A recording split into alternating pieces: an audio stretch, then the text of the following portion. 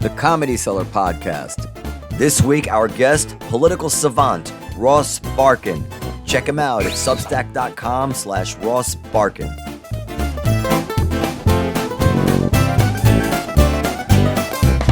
This is Live from the Table, the official podcast of the world-famous Comedy Cellar, coming at you on Sirius XM 99 Raw Dog, and wherever you get your podcasts. We're also on YouTube if you want to look at our beautiful faces. This is Dan Natterman. I'm here with Peril Ashenbrand, who's looking somewhat non-binary today.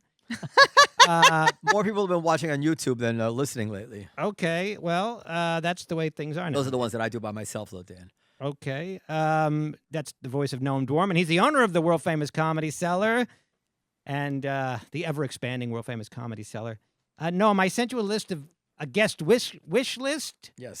So I just want to know if you approve them. Okay, go ahead, quick. And then email us, podcast@comedycellar.com, if you think any of these are good or bad. Go ahead. Well, I'm sure they'll like them all, but this one's a long shot. I don't know. I think our viewers are more and more like they want to see like they want to see somebody get their hat handed. Well, you can't have it. You can't do that every week because what guest is going to come when it's like this is the podcast where you get your ass handed? Well, I had an idea that I was going to start just doing interviews with people who just are on the internet. Like I just take their videos and I can remove the background using like Filmora or something, one of these plugins, and then just find clips of them somewhere else since they're afraid to talk to us, somewhere else saying stuff, and I'll just pretend I'm having a debate with them. That could. I want the guy. No one from the ADL will come to talk to us, right? I'm working on it. Yeah, Well, you're that working on it. I mean, I want to take fine. Jonathan Greenblatt. Yeah. His name, I Jonathan. just respond point by And point. And I just want to just like do a debate with him. But you're not helping me try to get somebody when you say things like that on air. Why? Why is that not helping? I'm not going to be. We're on the same side. I mean, I'm against anti-Semitism. Obviously, I don't have anything.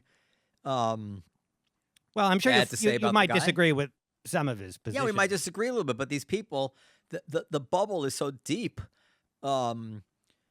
People just don't want to risk speaking to someone That will challenge them. that might challenge them even nicely. I'm not gonna I don't have any bad thing to say to him. Well, I think that's an excellent idea that you proposed, and I mean that could be the kind of thing that kind of catches on because it's kind of gimmicky but interesting, and It would be really funny. and a lot of interesting things will be discussed and brought out.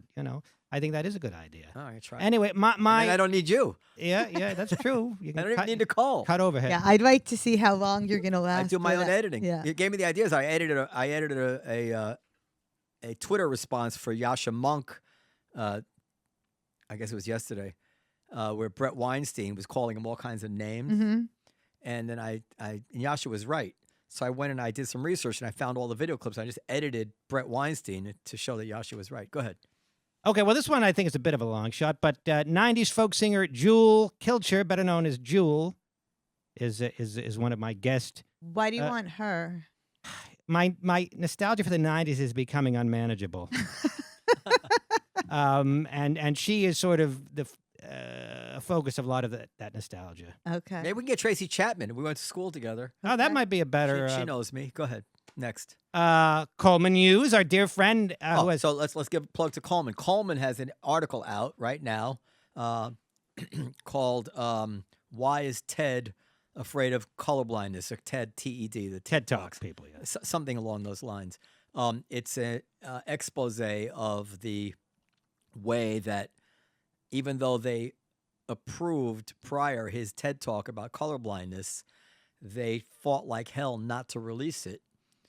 And in the end, when they did release it, they kind of shadow banned it in some way. It's got way fewer hits and views than other TED Talks, which obviously would be less interesting to people. Nothing is more interesting than race.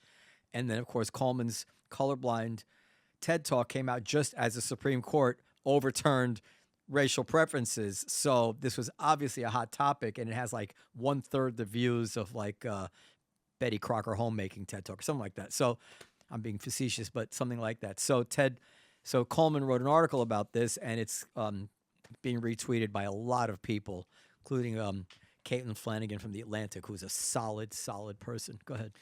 Well, anyway, he's also got a new book on race coming up very soon. Phil Hanley, our comedian here at the Cellar, has a book about dyslexia. Phil can't read or reads very poorly.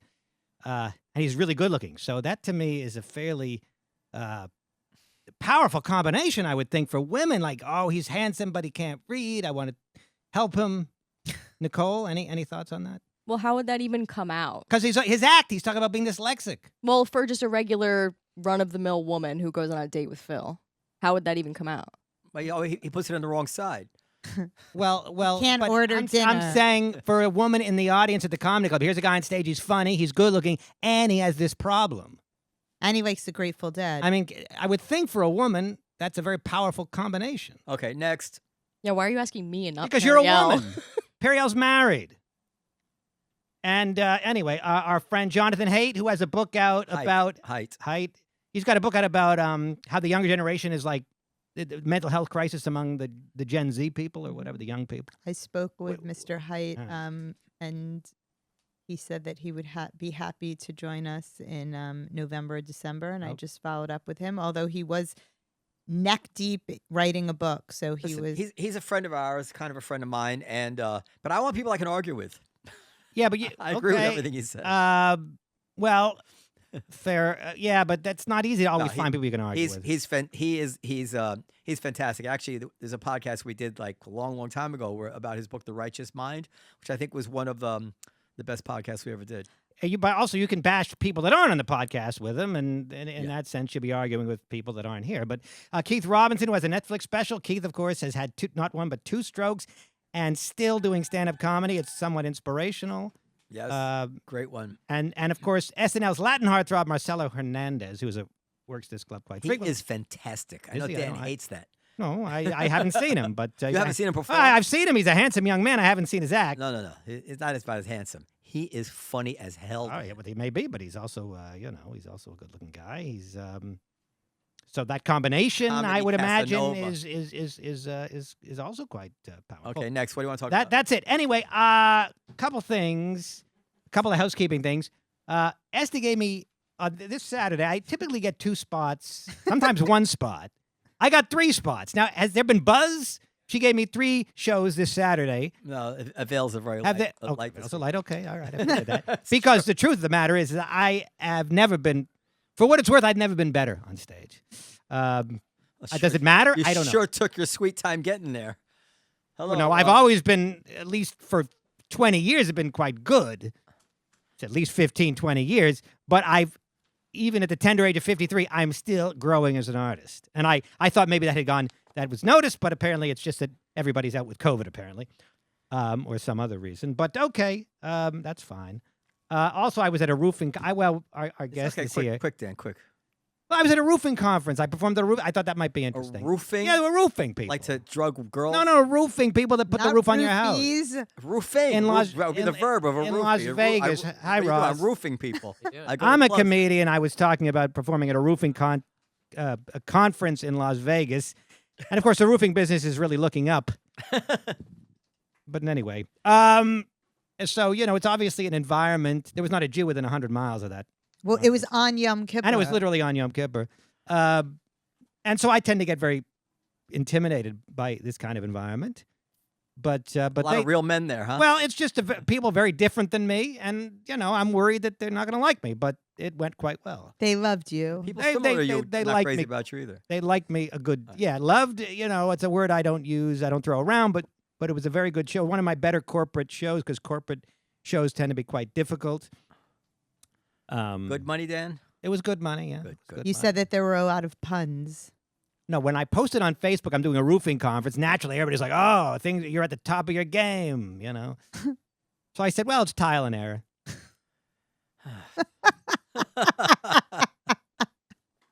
Anyway, our guest is here. Let me. Were they all vaccinated? Did they have the? I don't know. The shingles vaccine. Very good. Mr. Ross. Where did they go to the bathroom? Did they shit on a shingle? Anyway, go ahead. That's an old army for chip beef on toast. Go ahead. In my army days. Come on. Ross Barkan is joining us. Hi, Ross. Good to be here. Very excited to be above the Comedy Cellar. Now, we met you online a couple years ago. In the depths of COVID, so I'm very happy to have escaped Zoom be here in the flesh. Ross is Better. a contributing writer to New York Times Magazine and a columnist for Cranes and is Substack. He has a fantastic Political Substack. Currents. I am a subscriber. Do you know I'm a subscriber? Yes, to I Substack? saw you subscribe. Thank you. I'm Yes. I hope that Substack does well for you. Ross first came on our radar because he was very prescient about understanding that Andrew Cuomo was full of it. While women were throwing their panties at him, and everybody was in a state of like awe and euphoria about this guy, Ross was saying the emperor has no clothes. As I was, that's why I was drawn to you. And we were how right were we on a scale of 1 to 10? 11? Yeah, give it 11 and a half. Yeah, 11 11 and a half. 10, I like that. You want to just recap that for people, or you want to? So yeah, a recap Cuomo. Wow, so much has changed since I think it was April of 2020 when I was on. I remember because it was around Rosh Hashanah. I know it was around. Are you Jewish? Yes, I'm Oh, we were Jewish. asking. We were wondering. Go ahead. We wanted to make sure. Well, I had already, Gotta- I had already ascertained that with my Judar. Right. No, it's the Judar usually works. Some people think I'm Irish. I thought you were. People do. People do. Understandable. So Noam was I just found out my wife's Puerto Rican. So Noam was really excited to have you on. We had just started doing Zoom, and I was still like figuring out how this was all working. But you are one of our like first real Zoom guests, All right? So Cuomo. So Cuomo was extremely popular and saving the world when we last spoke. Of course, he was not saving the world. Many thousands of people were dying from COVID in New York City. He made a lot of horrible mistakes, including sending COVID patients back to nursing homes, and then he covered it up and manipulated the data. For unrelated reasons, he had to resign from office because he sexually harassed a bunch of people. Allegedly, which I actually did not see coming, to be fair. I did not have Cuomo resigning over sexual harassment allegations in my bingo card, but I thought for other reasons he probably should have left, and I do think his other failures played a role in his downfall because I think a lot of politicians were willing to turn on him at that point because he had also failed on COVID and courted scandal. But certainly the sexual harassment allegations were what broke the dam open, and he resigned in August of 21, and now we've had a new governor for 2 years now, which is Now crazy. people do make mistakes, and this was an unprecedented situation, and he made big mistakes. But do you have any forgiveness for him? What do you think? Where do you think what was the origin of the mistakes? Was it hubris? Was it arrogance? Are you sure that if you were in his shoes, you might not have made the same mistakes? I like to think I wouldn't have. I do think hubris, arrogance. He was someone who was plotting to write a book about COVID in 2020. He was getting book advance money. He was having staffers work on the book. So he was someone who's very image conscious. I think in the back of his head, he's probably thinking, well, one day I can run for president. So, I think certainly the manipulation of the data was a big part of it. And yes, I do think hubris played an incredibly large role. Do I have forgiveness? Look, I'll forgive anyone, mostly. What I'll say is it was very hard to govern in that period. It was hard on everyone, but other governors weren't becoming national heroes and then lying and, forcing their health commissioner to lie. And of course, the health commissioner going along with it. So I don't really forgive him because I do think while it was hard to be governor then, it was hard on everyone. The decisions he made, even at the time, were suspect. And there are a lot of people in 2020 questioning his decisions on COVID. And the chickens came home to roost in a lot of ways. And I do think people view him with much more clarity now, which is a good thing. I mean, in retrospect, would you agree, given the fact that we know that basically everything equalized in the whole world, including Sweden, that it was just a matter of stalling the inevitable in terms of the virus basically hitting almost everybody on planet Earth? In retrospect, and it's only in retrospect, the only smart policy that we needed was to determine who were the high-risk individuals, the old people and the sick, and do everything we could to isolate them until such time as we had medications or a vaccine. And everything else was basically a waste of time. You agree with that? I partially agree. I think that's only in definitely retrospect. true. I didn't know that Yeah. at the time. I think definitely protecting the vulnerable should have been a priority from day one. I do think the lockdowns and shutdowns, certainly nationwide in different localities, went on too long. New York did open its schools in 2020, unlike California, but it was difficult. So I do think like closing down parks was a huge mistake, chaining up open spaces. I think if you go back to the very beginning, Cuomo and de Blasio both dawdled on initially messaging around COVID, and you saw less death per capita in certain localities like in San Francisco and Washington, who avoided some of the worst waves because they had clear communication from the beginning. So I do think there probably could have been earlier interventions in terms of shutdowns, but I also think they went on too long. And I do think politicians did not understand the long-term impact, did not want to understand perhaps the long-term impact on both businesses and on schools, because I do think by later in 2020, we could have safely operated businesses. I do think school should have come back, and a lot of localities went on with the shutdowns far, far too long, and we've seen a real price paid for that. So here's a hot take. At the time, everybody was worried that the lasting impact of COVID, or everybody was worried what it would be. People as not prone to hysteria as Tyler Cowen, worried that comedy clubs may never come back. Would we ever recover? People were saying, would we ever shake hands again? Would people, you remember all this stuff? Yes. But in retrospect, that was not the long-term effect of COVID. I would say that the long-term effect of COVID has been a tremendous resentment and mistrust of so many institutions that we haven't recovered from. The lying, the censorship, the hypocrisy, for instance. People getting furious that some kids were going to spring break in a beach somewhere, and then a week later cheering when you had huge BLM protests. Like this kind of with people rationalizing it, scientists rationalizing by saying, well, racism is a health crisis too. I mean, the most shameless kind of nonsense, and we haven't recovered from that. And this was a fuel on the fire of the already polarized population. In some way, it still fuels Trump. What do you think about all that? I would agree. I think that the public health establishment has not reckoned with their failure. And I say this as someone who writes from a left perspective and who is really in a lonely place for parts of COVID, because I was curious. We were told at the beginning of 2021, once everyone was vaccinated, COVID would stop spreading. That was not true. There's this idea that, once one was vaccinated, they could not spread COVID ever again. And you can go back and look at how public health officials and scientists were talking about vaccination. You think they knew it wasn't true? I don't know. Not necessarily. I think they spoke with a sense of certainty that was unearned based on the trials at the time. I don't know if it was malicious lying. I think the issue was they thought the public needed to be coddled, and it backfired. I think if public health officials were very honest about COVID from the beginning and honest about the interventions and the treatments and were a lot more consistent, we could have gotten a lot further. I think back to masking. If you look at February 2020, there were prestige publications like the New York Times and Vox saying not to hoard masks, don't wear masks, they don't work. Then suddenly in March of 2020, wear masks, wear masks, wear masks. I think masks are fine, but you saw an inconsistency there.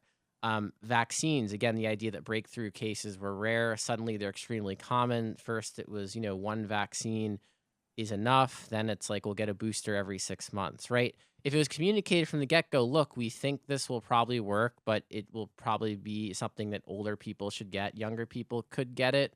But also we don't know how COVID's going to evolve. So you're going to need maybe a booster another 6 months.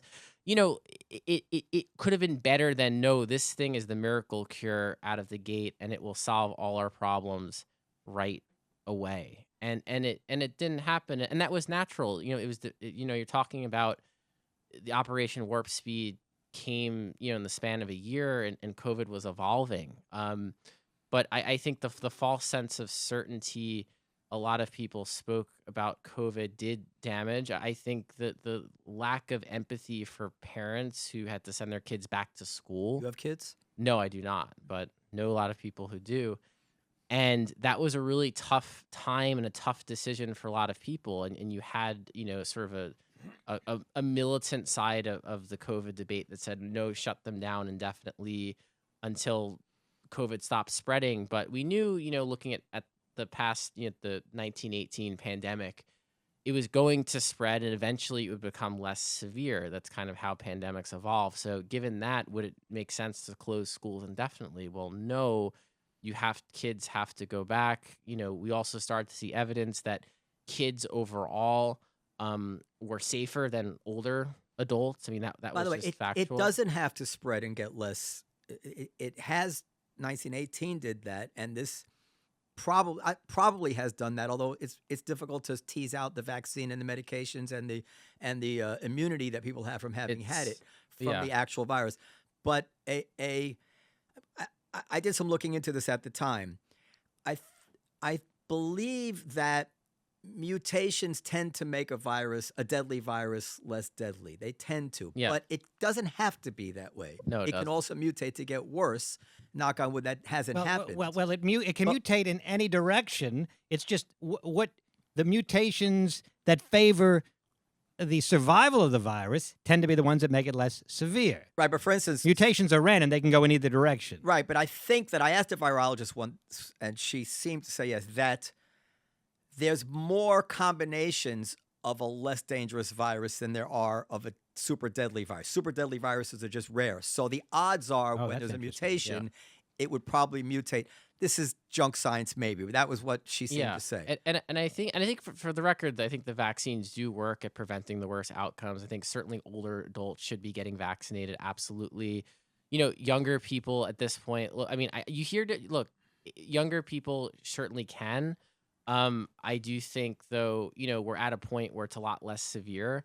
So, I think if you want to get vaccinated, like with the flu vaccine, you should get vaccinated. That's a good thing. Some people don't get the flu vaccine. I mean, I get it every year. I think the Like a thing good that Jewish boy. I think the thing at the time that I was concerned with, and I wrote a lot about this in 2021 and 2022, is I was very skeptical of the vaccine mandates because I didn't like the idea of a person's employment being tied to their health decisions. I always viewed that as kind of a civil liberties and even left position, that this is something that a person shouldn't lose their employment Let me over a answer vaccination that. decision. So I wrote at the time that I didn't think it was right to be firing public sector employees, for example, for not getting vaccinated. As far as the private sector is concerned, you were less concerned with they have the right to do what they want. Oh no, I didn't like it either. It's just that the public sector was something where the politicians had a say over it. So in theory, my writings could have something of an impact there. But no, I didn't like. We never had a situation, and certainly where to get a job at a company, you submitted your health records. I mean, healthcare professionals is one thing. I understood it more if you were a nurse or a doctor. I understood regulations there. But if you're going to work on Wall Street or going to teach, it never made sense to me that your employment was contingent on. Well, Noam, you're an employer. Yeah, this well, vaccine I want to get past history. COVID. I'll just say this Yeah. and then move on. It made sense at first when we thought that the vaccine was shorthand for you can't get it and you can't spread it. Yeah. So so I was very quick in making sure that every customer and every employee was vaccinated because that was supposed to mean a COVID-free environment, and therefore, if somebody was immunocompromised or someone had to bring their children, I could present them with a safe atmosphere. As soon as it was clear to me that that wasn't the case at all, that everybody I knew was getting COVID and they were getting it from people who were vaccinated, Right. then it was like, okay, well, you got to change your opinion because Right. it's a totally different scenario, and very few people are flexible that way to say, oh, well, I thought it was that when I Right. thought this is, and now it's this, so now I believe I that. think de facto you've seen that change now where all the mandates have pretty much been dropped and no one has, interestingly enough, no one has really said anything beyond. I teach at NYU, actually came from NYU. They this year dropped all their, like, you don't have to show your vaccine status, enter a building or anything like that. So it was very quietly it was acknowledged these interventions don't work anymore and it's time to move on. Though at the time, I remember when they were talking about ending these mandates in like 2022, someone would always say, well, now you're going to have a new wave of COVID and people are going to die. And it wasn't the case. Biden said they're Neanderthals in Texas. They're going to die. I mean, anyways, Yeah. you wrote a really interesting column about the migrant crisis in New York City. I confess to, it's weird. Like for people who don't live in New York, we're told we have a huge migrant crisis, but I will say as a New Yorker, I haven't seen it or witnessed it. And that's the experience that many people I know have had. But I'm told it's real, and I don't doubt that it's real. But it's just interesting that you can have a crisis of supposedly this seriousness, this magnitude, and if nobody told me about it, I would never know. It's the end of the city. But okay, well, let me know. But you don't believe it's quite the crisis that they say it is. So why don't you give us your opinion of Yeah. it? By the way, I want to tell you something. You are, I know that you're a left-wing socialist guy. Yeah.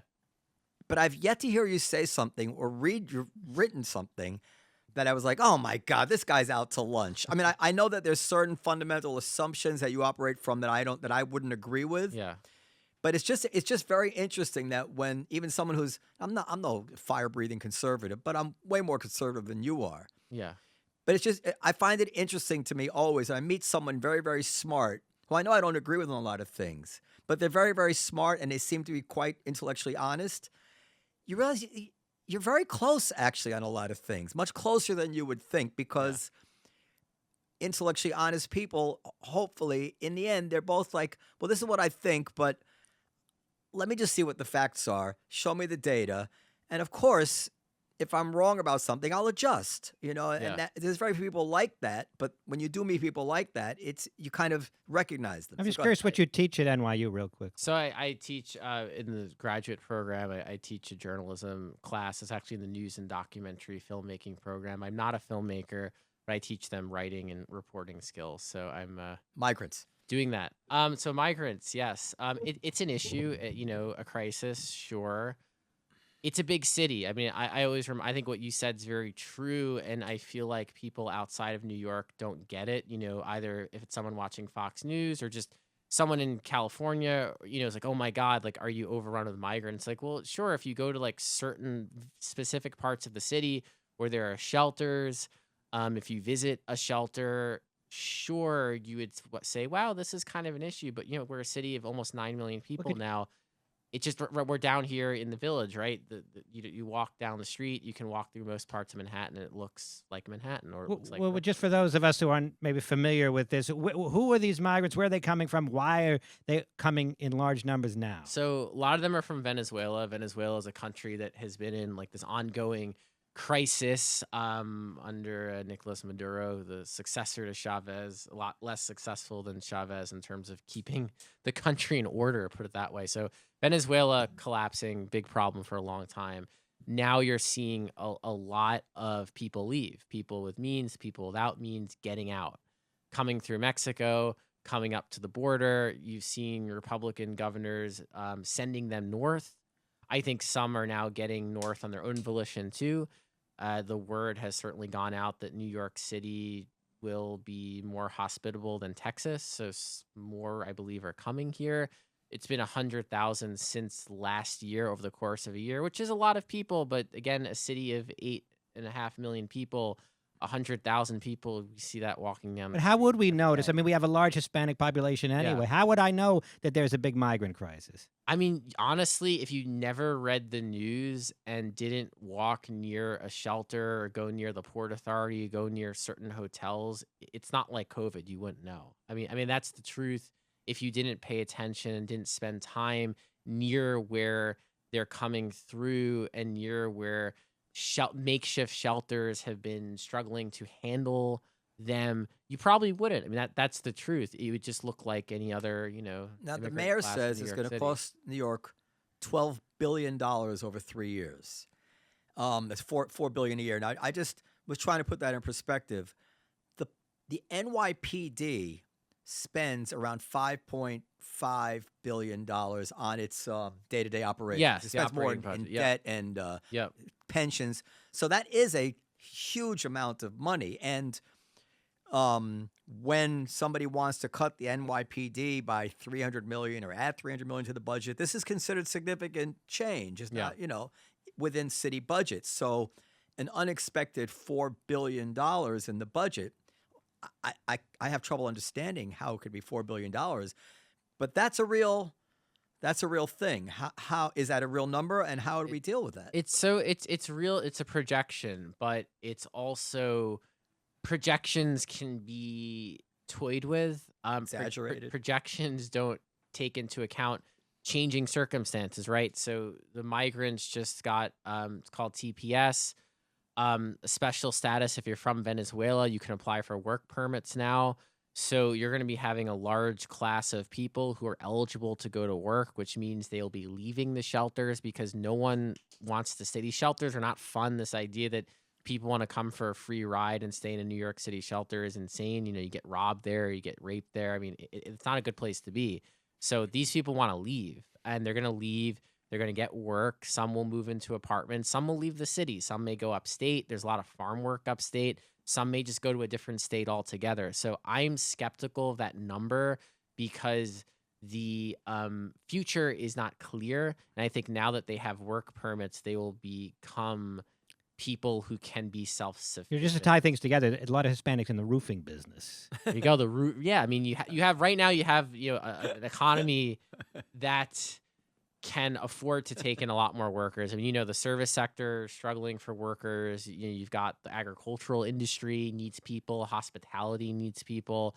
There's a big need for labor right now. There's a lot of people because of COVID, because of inflation, because of how wages have changed, don't want to do certain work anymore.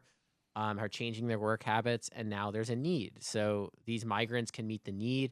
I believe Joe Biden really has to take the lead here, make this have a real federal strategy here. I think there are parts of America that need human capital badly, and migrants should be distributed there. Trump got in trouble for using that phrase, human capital. Remember that? I actually don't know. Oh, yeah, that was a bad one. Get canceled for it. Wow. People were beside themselves. Forgot.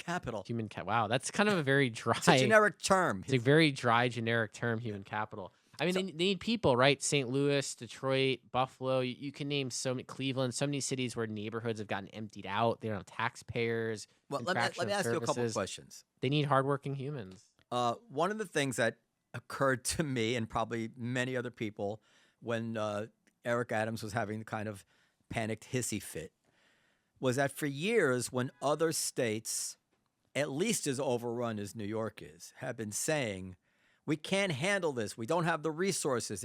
It's more than we can handle. They were simply dismissed as racists. Oh, you don't want brown people there. Now, I'm sure that there's always some element of people being racist. There's some element of what I would consider human and forgivable sense of not wanting your culture to be drastically changed with what you're comfortable with. I think that's not sufficiently respected. It's not an evil instinct. It's perfectly normal. The Upper West Side Jews, my people, who complain about this ruthlessly when it comes to others, they do seem to migrate all to be around each other in the Upper West Side, right? So it's a very human thing. But anyway, but to some extent, I think we have to acknowledge that it couldn't have been all racism. It couldn't have been all because they were brown people, because no place that has had to deal with this deluge has not lost their shit, right? But how brown are these Venezuelans that are coming here? Because Venezuela has a lot of white people, a lot of European. But let him just answer my question Oh, first. Yeah, I can't answer the question. What I'll say is that I don't think most Straighten your mic, okay? yeah. Sorry. Take two. There we go.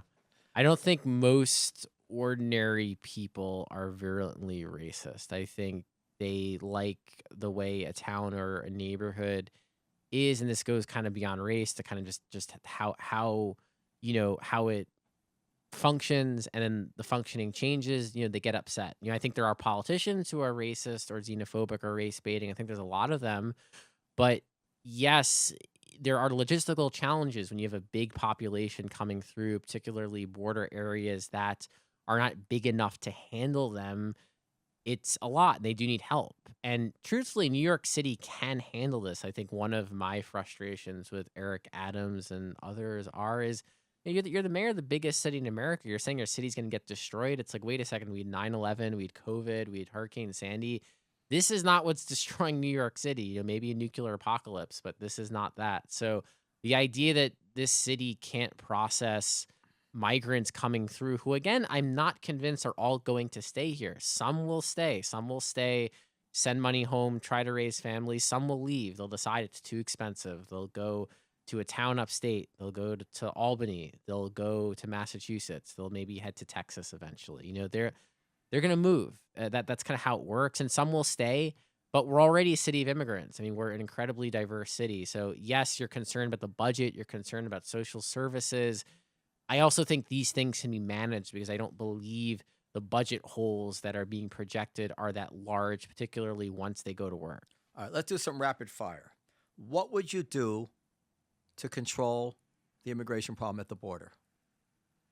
At the border. It's a good question. I have not thought hard enough about federal immigration policy. What I think is you can have stricter border controls, but also have a more rational immigration policy that makes it easier to legally become a citizen here. And I think it's very hard and unwieldy.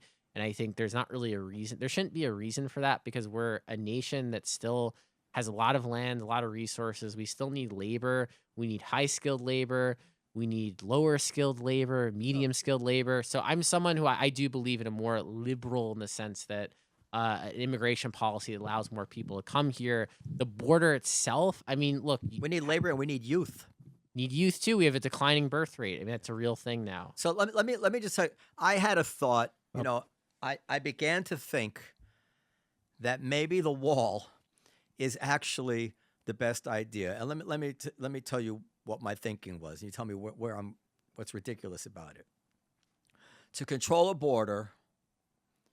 Well, first of all, to have a policy about who comes in and out, you have to control the border. You can't discuss who's going to come in and out of your house if you can't lock the windows and lock the doors. It's a futile conversation. It's a silly conversation if it doesn't matter what you say, they're going to come in anyway. So you have to, if you want to have a policy about who comes in and out, and I'm with you about being an open country, you have to be able to control the border. And to control a border, you need a barrier. And barriers can be people with guns, can be dogs, can be police, all sorts of things that are ugly and that will lead to horrible videos of inhumane things and people being hurt and shot and who knows what it is.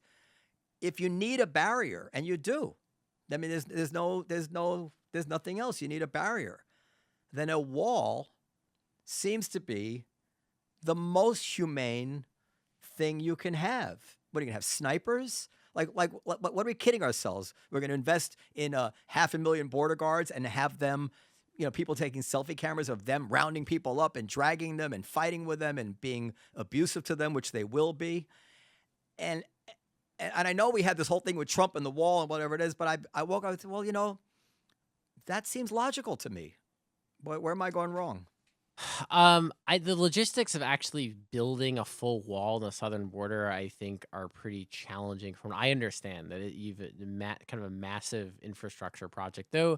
I mean, assuming it can be done. If it can't be done, then obviously. But if it could be in theory, I'd have to know like what the costs would be. I'd have to know how it could be physically done. I do think, look, there's a fair argument to say that other nations in the world don't have unchecked immigration. It doesn't happen. And it's not reasonable here to just have, a completely porous open border. Like it doesn't make sense. You do need it secured in some fashion. The best way to do that, quite frankly, I haven't studied immigration enough. I don't write a ton of immigration policy, so I can't speak to it well or I'd feel good about it. What I do feel good about is you can't have an unchecked, completely open borders. Doesn't make sense. It just doesn't happen anywhere. Certainly in more so-called progressive nations, it does not happen. But you also need a policy that is rational, that does make it easier for people who want to stay here and work here to be here. And that goes back to the immigration reform, which has been batted around Congress for decades and hasn't been done for a variety of reasons. The Republicans certainly don't want to do it. Well, they so wanted that's kind to. of where we are. Sanders, your guy Sanders filibustered it back in the early 2000s. Talking about the which Bush's plan. there was the 06. I don't know. I forget if you had the Democrats were willing to do more border security and turned for immigration reform. Didn't get done. But yeah, since then there hasn't really been much done. Do you agree with me? This is really not a position on immigration. I think this is just the logic that's irrefutable. That before you can have a policy, you have to be able to control the border. Otherwise, the policy is just false. We're only going to let 1,000 people in, or we're only going to let 1 million people in. But by the way, people just run over the border every day. That's not a policy. It's a lie. You have to control the border. And by the way, along the lines of what you say about the migrants, if we did control the border, you would see very quickly, just like Kansas voted to keep abortion, just like the Republicans said they were going to repeal Obamacare, and they didn't when they had the chance to do it. We need the labor.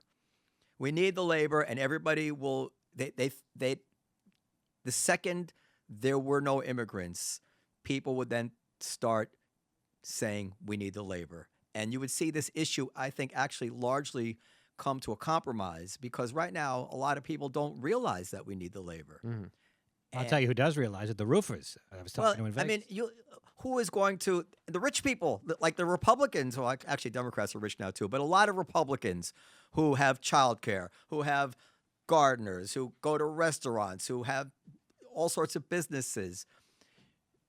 We need the labor, and I don't think there's any reasonable fear that anybody should have that if we did control the border, America would have no choice but to have a pretty open immigration policy, because otherwise we'd go down the drain. And as I said, we need the youth, and that's going to rear its ugly head too. Well, can we start having more sex? No, it's not going to happen. Well, I mean, is it? Maybe we can somehow encourage it. Well, the white supremacists are saying that every day. They want to have more. Well, but America. I'm not saying only white people should be having babies, but is there a way to encourage? Family more. There is, I would say, more social safety net programs that make it much easier to have kids, to pay for childcare, to do all the expenses that comes with child rearing. More affordable housing. Mortgage rates are very high. Houses are incredibly expensive. You're talking about you want to raise a family of 3 kids and do it in a non-rural area, put it that way. It's just very expensive. And we're talking about raising 3 kids in New York and New Jersey and Connecticut. I mean, you have to be well off now. I mean, you really can't be, unless the problem I think with the system now is that vast middle gets lost, because you have something of a safety net for the very poor. You have Medicaid. Medicaid's fine, but the threshold is not very high. And once you're out of it, you're into that enormous middle where you're struggling to pay for health insurance. You're not rich enough to just go pay for whatever you want. So I do think it's very hard as a youngish person. I know a lot of people who they like to have 2 kids, 3 kids, 4 kids, 5 kids. They like to get the house. They like to do all of it. Cost money. It's a lot of money. Except that it seems all over the world, as people are becoming affluent, they just want to have fewer kids. Some do. I have 3 kids.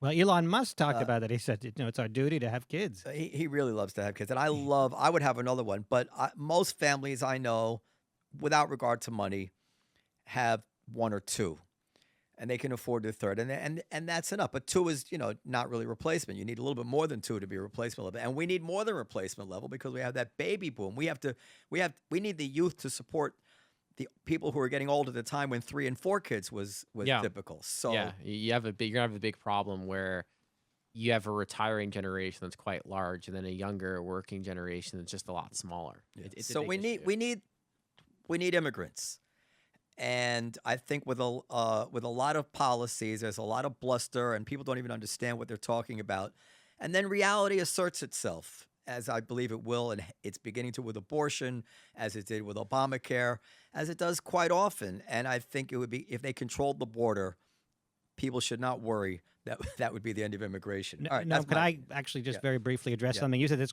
very, very controversial. It's also a talking point among white supremacists. That doesn't mean it's wrong, but it is one of their talking points, where you said, a lot of anti-immigrant sentiment is because people want to preserve the culture of the I United didn't say States. a lot. I don't know what that number is, but go ahead. That some number of people that are anti-immigrant are anti-immigrant because they want to preserve the culture that they know. And it's a controversial position. I'm not saying it's a wrong position, but I mean, nobody wants their neighborhood rapidly to become Hasidic. So I think everybody understands in some way there is some level of like you want to wake up and live in Chinatown. There's nothing to do with having any bad feelings about Chinese people, God forbid. It's just that you don't know the culture, you don't know the language. It's just well, people tend to gravitate. but And at a certain pace, America's been very good at a certain pace of assimilation. That it's the most beautiful thing about America. At a certain pace, our cultures blend. I mean, when I was a kid, sushi was something like there's an old Odd Couple episode where like raw fish. It was so outrageous that people were like, oh my God, it was like you can't even imagine. And over time, it becomes a ubiquitous food and part of everybody's culture. And this is just a small example, but overnight, it can't happen. But what does this mean is that I think the logical extension of that argument is that there are certain immigrants that should get priority if the goal is not to overwhelm the culture. I don't know, Dan. I don't. I would just speak about yeah. the cultural aspect. I mean, I take the position that I don't know what American culture is. American culture is this hodgepodge of everything. I think that's why it's great. And it is so elastic and it does assimilate. And I think 100 years ago we were seeing levels of immigration larger than today. You want to talk about open borders, the people coming through Ellis Island, and that was de facto open borders that ended in the 1920s. I mean, that ended at a very specific point where the anti-Semitic, anti-Catholic sentiment at the time, certainly racist sentiment at that time was really being applied, certainly to the European immigrants coming through. The fear that the white Christian culture was getting overrun, the WASP culture, right? And you saw a 40-year period of really restricted immigration. Then it opens up again in the 60s. So, for me, I think America has always done well with waves of immigration. I myself, as I'm sure all of you, are all descended from Eastern European immigrants who came on boats out of pogroms, and I'm first generation. Two immigrant parents. Oh wow, yeah. I'm like fourth. I'm fourth generation, so I go back to the 19th century. But yeah, I mean, in terms of culture, for me, I do think if you're worried about American culture, so to speak, I do think that's where you veer into racism and xenophobia. Well, but there is something different. I don't know about that I don't know necessarily. I mean, what is it? What is American culture? I don't know what American culture is, but I don't think it's necessarily xenophobic to want to preserve a given culture. Now, we can argue about what that culture is. I mean, if you went to Japan and all of a sudden it was 90% Caucasians, would it be the same country? Well, Japan, and I was in Japan for the first time this year. Lovely place. I like Japan a lot. They are xenophobic. They're very. But it wouldn't be Japan if it was all white people. It just wouldn't be. Dan, this is what I think. Would it? It is. It was all white people. It is human, and it's at the nexus of racism and not race. The overlap. There is hate for other people. And there is also the reality that people do feel comfortable among people that they have commonalities with. And that's how, like, that could turn on an edge, There's no question that the people in the 20s, as he was in that convulsive time, they were both racist and uncomfortable. And then over time, it seems silly. Look back at what were they worried about? Because we all love this culture now. But of course, we're all generations later. But having said that, we have no choice, and that is really at some point you have to say, yeah. But you know what? What are we going to do? Like, probably we need it, so we need it. And if you fantasize about taking like more Europeans, I didn't say I fantasized about it. I said that seemed to be the logical conclusion. Right, but they don't want to come here. There's no big numbers of affluent people wanting to come to America. Maybe I'm all for it. So I mean, it depends. There are. One thing I'll say is a sort of tangent on the immigration side of this is something we need is a lot more doctors. We have a real doctor shortage in the United States, especially in rural areas. And something we could do is make it much easier for foreign doctors to come and practice here. We put up a lot of roadblocks. Of course we should. I see those those simple things. When I see the word universidades on the diploma in my doctor's office, I get nervous. Yeah, but the thing is, so if you were, What's the matter with you? Well, I don't, because a lot of times the people like they can't get into an American med school. They go to Yeah, actually, that's right. We know Americans go to Mexico for medical school. but I'd also say conversely, like if you're on vacation in Europe or something, or even Mexico, right? You go to the hospital. Would you be terrified that that doctor there is going to like destroy your body or something? Like, no, they're professionals, right? well, some countries are better than others, I assume. Yeah, no, there are. America doesn't have the best health. Running out of time. Can I make one other point? Yeah, What is different now than, well, maybe it's not different than the 20s, but it's different than other times. And this is why I'm so happy that the Supreme Court got rid of these racial preferences in universities. And I hope that that carries through and has a momentum. And by the way, it's interesting how few people are really upset about it, is that it always seemed false to me that we're going to take people from other countries. Doesn't matter where they're from. People make, I don't actually like Dan's argument. Doesn't matter where they come from. We should. It was your argument. You said people that want to preserve their culture cannot be dismissed. It doesn't matter where they come from. But once they're here, we're going to count them up and make sure there aren't too many Asians in Harvard. And I think that there's a tremendous contradiction there. We have to be open to immigrants, and then once they're here, we have to treat them like everybody else. And I don't know if you'd agree with the following. I don't believe that if there was a white ethnic group, Germans, whatever, who was overachieving the way Asians overachieve, that we would do anything about it. I believe at root it's because they look different. That if it was a white subgroup that had the same scores as Asians, I do not believe they would be segregated out and considered differently for admissions. I don't know if anybody disagrees. What if with they me. look like Marcelo Hernandez? Yeah, I think that it is racist at its core, and I always believed you could make the argument that we owed a debt to Black America, and that we should have certain policies or whatever, some preferences, whatever. I didn't agree with that, but I understand that argument. I never understood the argument that we should start segregating, slicing and dicing beyond that.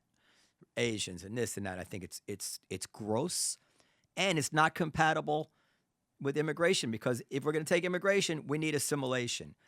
And if we need assimilation, we need people to think of each other as other Americans, not as competitors in a zero-sum competition for jobs and university spots. That can't work. So in terms of affirmative action, I would say I think it started from a reasonable place where you go back to the 1960s and 70s, trying to help a particular disadvantaged group. I do think it went off the rails. I do think you went into this very strange place of weighing all these different racial preferences, of doing these strange personality profiles, and looking at a certain application in a particular way, and Asian students were punished for it. So I have a lot of empathy for the Asian student. Are you sure you're left wing? Who's locked out of education? But I mean, my greater take is we shouldn't focus on Harvard so much. That I would like to actually see more focus and investment in the schools that are actually educating American students in larger numbers. So public universities. I think public. That's what I care about a lot more. Who goes to Harvard was never much of a concern for me, because it's 3% of the population. It's either going to be this 3%, that 3%, not about the population. That's who they admit. It's an infinitesimal part of the sort of college universe. So for me, I care about funding public schools better. I care about teaching. I think the only problem we have in this country is that Jews. is that we are not properly educating children between kindergarten and 6th grade. I believe if we could keep all children on an equal level at the 6th grade, every other problem would disappear from that. And I think if we don't do that, there is nothing you can really do when somebody is getting close to high school that will turn it around and then equalize the number of doctors and lawyers and professionals of all races and whatever it is. Anybody who's old enough to remember the people they knew when they were young knows that the kids you went to school with who were fuck-ups or didn't do well or were, came from difficult situations, whatever it was, if they were way behind in 6th grade, they are not doctors now. They are not doing well now. They are struggling in some way. Of course, there's outliers, but in general, and we try to do so much. But if I was in charge, I would try to drop all or many other things and just focus on figuring out how do we get all children to do the same in grammar school. I think that's our only problem. All right, congestion pricing. Yes. Ooh, that's a good topic. And then we got to go. You're for it. Can we just Yes. so the listeners describe what it is? Okay, they're going to Tentatively in favor, yeah. they're going to start charging people to drive below 60th Street. Yes. $20 a day. Hasn't been decided yet, but it could be, yes. Nicole, can you play the video that so on the way in, In order to drive in Manhattan no sound, Nicole. during rush hour, No. it's going to cost money. 24 hours. Oh, 24 hours, but it's cheaper at night. Yes, somewhat it would be variable. But again, the tolling prices have not been decided. The idea is it would vary by rush hour versus non-rush hour, cheaper at night, more expensive weekdays. Okay.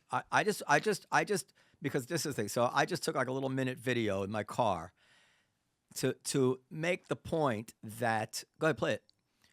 That I'm not seeing a lot of fancy cars on the streets of Manhattan below 60th Street. This is a very middle class, and I did not cherry pick. I just stopped it and restarted when these are Hondas and small cars. This looks very much like cars that people who have kids or who are working and getting around, and it just goes on. We can just let it play while we're talking. So it's very clear to me that this is a really harsh tax on middle-class people who have planned their lives around a certain expectation. I'm going to live here. I'll get a car. I'll drive my kids to work. Then I'll go to the office. Every office building that has rich people in it has probably 2 or 3 middle-class people that serve in that organization, secretaries, janitors, whatever it is, and nurses, orderlies, whatever. And these people cannot afford an extra $400 a month starting tomorrow. That's number one. Number two, I have people working for me who are quite old. I have people in their late 70s, 80s who work in the evenings. They come from Jersey. They can't take public transportation back to Jersey at 11, 12 at night. They can't. I mean, they can't afford it. It's the subways are horrible. We have and finally in the middle of Manhattan now, we're worried about a real estate crash because the buildings are half full as it is. Supposedly we need to congestion pricing, but this will encourage people to work elsewhere at a time when we need people to fill up these buildings. So from every angle, and also it's 24 hours. In England, they stopped it at night. Also, it's supposed to be for pollution, but they don't care if you drive a fully electric car. It's obviously just a money grab. From every angle, I think this is horrible. But most of all, listen, I make a good living. I'm happy to pay the extra money and not have to deal with traffic if that's the way it works out. I park in a garage. I don't say this arrogantly, but it's really, it's going to roll off my back. But the people who work for me, this is horribly unfair. I can remember my lifetime, people freaking out about the suggestion of a 50-cent toll on the Brooklyn Bridge. 50 cents. And now they want to hit people with $20? So you're for it. Anyway, I have a lot to say about congestion pricing as well, but we'll certainly let Ross take the lead. Congestion pricing. It's actually in my wheelhouse, congestion. And there's a long tweet thread here. I'll send it to you. I don't have time to read it. About a guy who's for it, who's just, and he's really, it's interesting because he thinks it through, and then he's coming up with all the problems, but he's still for it. He's like bridge over the River Kwai, he's like still for it, but it doesn't work. He's talking about this highway doesn't work, and this mass transit doesn't work. And yeah, Ross, you say what? So I think one thing that has to happen with the congestion pricing is you shouldn't double toll people. So this is something I am concerned about. You shouldn't what? I'm sorry. Double toll. So this idea that's being debated where you're paying a toll already. If you're coming to New Jersey and driving, you pay a toll. You come through the Holland and Lincoln Tunnel. I live in Bay Ridge. You come in through the Battery Tunnel, the Hugh Carey. You pay a toll, right? The new tolls would be coming in from the north or coming over, the Brooklyn Bridge, Manhattan Bridge, Queensboro, and then entering below 60th and paying. So I do think you shouldn't be double tolled. If you're paying a toll already, I do think that's enough. And other congestion pricing, transit experts agree with me. It's not like an unpopular opinion at all, or an opinion that people in that world would disagree with. I do think it'd be a mistake if you're going to hit someone coming in from New Jersey What do people agree with with you the on? Holland with the toll they already pay in the Holland Tunnel and hit them again. I think that'd be a mistake. If that happens, I'd agree with you more. What do the great transit experts who really don't know anything? What I'm saying that I don't mean to be Yeah, like they know some things, but it- yeah. So I- why do they're- you're asking why are they doing it? Why like do they what do support they it? what I think it's clear they're doing because they just want to raise money, and they've up to here with taxation, and so this is a rationale. They don't really want people to stop driving into the city. They want everybody to drive and pay the toll. Well, a transit, I'd say a transit someone who cares about transit policy and public transit wants less people to drive. And the hope is with congestion pricing, it will incentivize the use of public transit and But it won't. get it back up. Can I have? Because its subways are horrible, and But they're not They're convenient. okay. They're not hard. I take them a lot not now. horrible. They're okay. They're not as good as in terms of dealing with issues down there. It's not 2019, but it's also not an apocalypse. It's actually okay. If Most it's of the con- time you I'll ride let a you one second. train, you'll be fine. If you have a job where it's convenient, if you live close to it, if your hours are right, and if the walking in and out is not horrible to wherever it is that you're working, like you work at NYU and the subway right here. Well, you get the Yeah. West Fourth right That's here. good. It's very convenient. But there are many people who have opposite situation, and they planned on that when they chose where to live and where to work. And part of that plan was they're going to get a car, and this is where I'll park, and this is my budget. And to upend all these people, I've never seen any policy in my lifetime that cared less about smacking people over the head. Nice people who haven't done anything wrong, with a sledgehammer, $400 a month. I've never, ever, it's unprecedented to see the government contemplating that kind of cataclysmic effect on middle-class people's lives. I'm dumbfounded by it. Go ahead, Dan. Well, some of the things that I think are positive about congestion pricing, assuming it can, first of all, emergency vehicles, when traffic is heavy, just don't move. Now, if we can make traffic lighter, that can be helpful there. I also liken it to, in the old days, you couldn't get an exit seat on the airline unless you were just lucky. Now you can pay to get an exit seat on an airplane, and it's great. Those who want it can pay for it. Those who don't want it don't pay for it. Yeah, but people have to go to work. Yes, but they have options in terms of how they get there. They don't. That's the lie. Well, if public transportation could be improved, Well, they should improve it. well, that's, I think, the goal, to use No, this money you to improve it public first. transportation. Listen, Elon Musk, who everybody hates, his great insight about the Tesla was, don't make people buy it because they want to help the environment. Make it awesome, and people will naturally want to buy it. If public transportation was convenient for people, they would take public transportation. By the way, less traffic immediately makes buses Okay. more convenient. Okay, but wait a second. Wait a You're a second. relatively young man. I'm gonna bet you $1,000 I might take And also, people. that after 10 years of congestion pricing, okay. the subways will be absolutely no different, number one. And number two, the schools will be no different as well. I can throw in this public schools. Because the failure to fix the subways is a failure of will.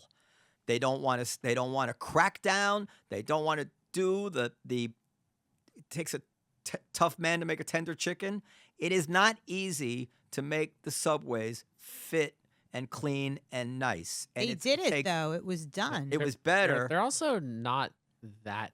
I mean, for they're me, not that great. They're not great, but I think the subways. My issue with the subway, obviously, you have a crime issue. But you have you're a young dirtiness. able-bodied guy.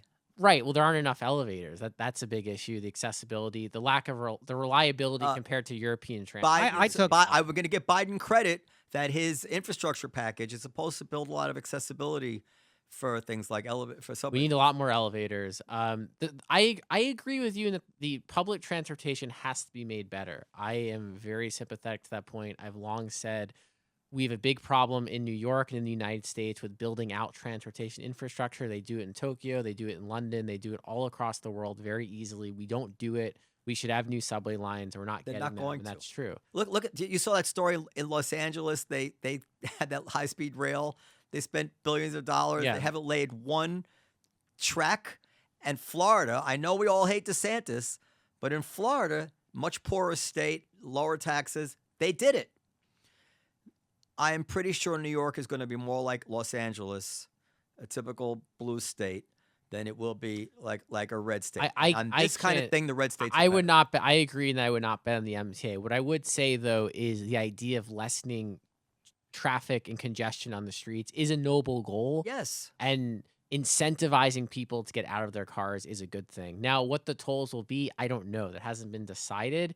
It will vary. It will vary peak off. Shouldn't be on the back of the middle class. If they really want to do it, charge everybody more taxes across every New Yorker. If this is, it's not as if. Would that get people out of their cars though? I don't think this is going to get people out of their cars. Well, what does the experience in London and other places tell us about congestion pricing and how It's been. I have to study it more, but I think it's been. Well, what a lot of European cities do, truthfully, that New York could do, but this might annoy people, is just start pedestrianizing more streets, like Right, Times that- Square. That's right. That's Doing Okay. a full pedestrianization of the urban core is something European But cities somebody made a very important point to do. me. They do.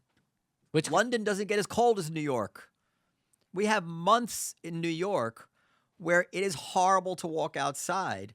And for people above a certain age, it's inhumane. right. And they're the ones who can't afford the congestion pricing. This is a crazy idea. I don't know. I don't know that's why. where you get more people onto buses too. That's the thing. Improving the buses. Buses are a take big thing. forever, so you got but if there's less five in the- traffic- if you there's less lessen traffic- the buses move better. Get no problems. Then so you didn't like getting up at 6:30. Now get up at 5:30. My grandmother took the bus in Montreal, which is much colder than New York, into her 80s. I think that native New Yorkers. And maybe we can subsidize I am. the elderly or those in need. I just want to. We have to go. I just want to make the point clearer. If we do need to do something, I just don't think it should be on the backs of the middle class. The rich people will pay the congestion pricing. They're not going to change anything. The only people who will be forced, and this is what we're trying to make it so expensive that you have no choice but to upend your life and do the stuff you clearly don't want to do. Because we are going to charge you so much money that you have no choice. We're your government. We're your fiduciary. We love you. Well, this This not the way a government does it. The way a government should do it is either spread it around, I don't know, or God forbid, really try to improve, get some more subway lines, really bring public transportation to everybody's door in some way so that people want to do this. Charge a little bit of a toll. What they're contemplating is, in my opinion, it's a bunch of politicians who don't drive. A lot of politicians do drive. Actually, you'd be surprised. A lot of them get because you get the plates. You can park illegally. So a lot of them do it. or whatever it is. What I'm saying is that I don't. If the skin off the nose of the people voting for this approached the skin off the nose that the middle class people are going to have to go through, they would never vote for this. That's all I'm saying. Their ox, in some way, the people who are implementing this are not having their ox gored, and they're going to do this to other people. And I just think it's horrible. And I've yet to hear a good argument. Well, this notion that you brought up about people expected to be able to drive easily into the city, or not easily, but at least without paying congestion pricing, and this is upending their expectations. It's an interesting argument, but of course, if we extend that out, then you can't make any changes. Well, they're faded in over 10 years, so people have a chance to adjust. Okay, but that's not an argument saying congestion pricing is bad on its face. That's an argument about the implementation. I think it's bad on its face. Are people supposed to pay an extra $20 just to go to a movie in New York or a Broadway show? At some point, people run out of money. You take the subway or the bus. Yeah, but listen. I don't know if you're aware of how many people come from outside of Manhattan. Yeah. And how the further you get out, the less and less transportation is actually available to you. Yes. They're also playing with fire in terms of what impact it will have on the engine of New York City, which is tourism and business. don't know. I don't completely disagree with you. I do think this was a policy that was passed originally before COVID. Yeah. And I do think the impact on the urban core, that's a real concern. It's something I've written about where we're not talking about 2019 New York. We're talking about a slightly different New York, and how that will interact with that. I can't say for sure. I do think we have to get cars off the road. I do think this is a way to do it. I do think there are risks. I also, like I said, I would view it more positively if you're not imposing the extra toll on people who already pay tolls to come in.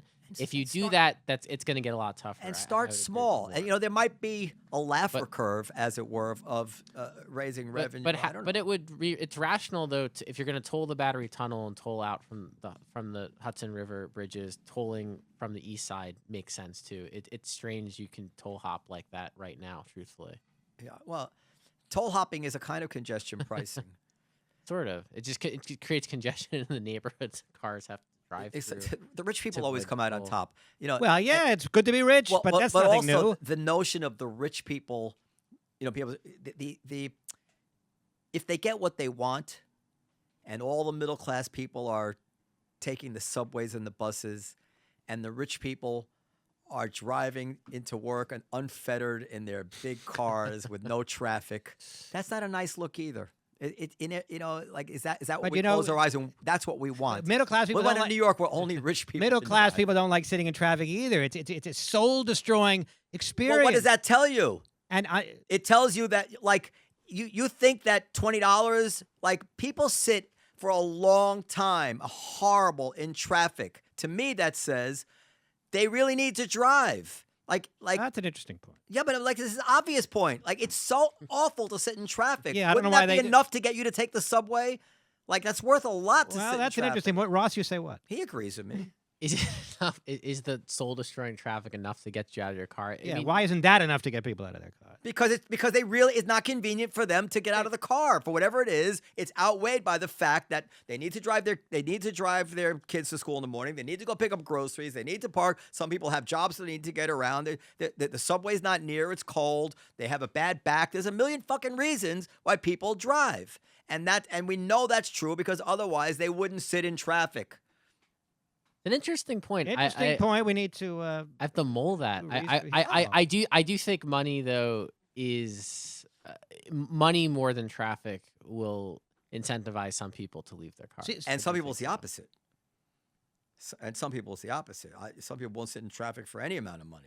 Yeah. Speaking Some of people soul don't like to destroying, drive. as long as we're discussing transportation, flying is it is absolutely horrific. What about high speed rail in America, Ross? I think definitely I would love to have it in the Northeast corridor, especially. I think we would be ripe for it. You go to Japan, they have great high speed rail. You can cover a 6-hour drive in 2 hours. It's wonderful. They have a huge fare jumping problem in Japan, Do they? I'm kidding. No. Well, no, but what they have is they have much better gates. You can't jump it because they have gates that actually really keep people out. So But also they're- you go to, they're like, good gates. How much? Let me ask you this, Metro Ross. in Paris. We It's gotta amazing. go. Well, can I just I ask have one to quick Europe, question to yeah. Ross? Yes, you can. Is if it's a choice between how's the flight to Chicago? That's 2 hours. About A about choice 2 between a hours. 2-hour flight to Chicago or a 6-hour high speed rail trip. Which do you choose?